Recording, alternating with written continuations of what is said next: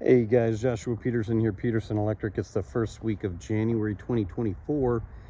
For my SEO guy, this is going to be what do I do when I have a nest in my service panel.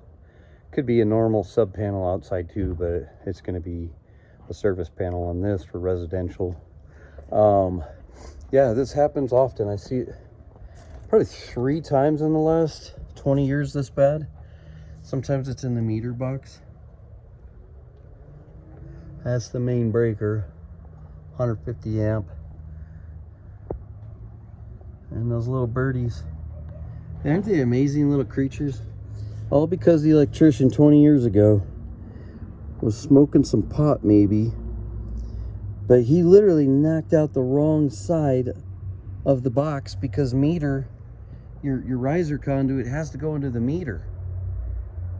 And he put it on this side and decided to leave the hole. And the inspector didn't even look. I don't understand that. All these inspections, all these permits, all the ongoing education, all of it so we can make sure other people get to retire, but they don't really look at anything. And why does it matter? Well, imagine that arc fault breaker, the arcing of that main breaker, and next thing you know, oh, I'm pretty sure that's combustible. But look at this. So this I try to check also.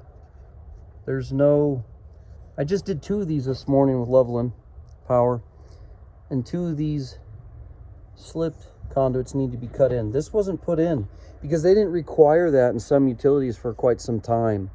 The code was really probably around 2014, I bet you, or 11, that we had to have that installed. But yeah, guys, so always make sure your knockouts are sealed, even if they're smaller ones. You can get mice, rats, squirrels. They'll get through tiny little spots and chew stuff. But yeah, this is in our code. I think it's pretty much under chapter 300. I'm talking about sealing all knockouts. All right, guys.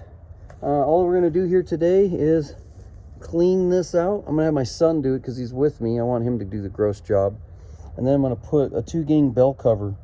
You do have to have a bell cover because it's outdoor rated. But if you go screwing through with long self-tappers, you're going to hit those sub feeders.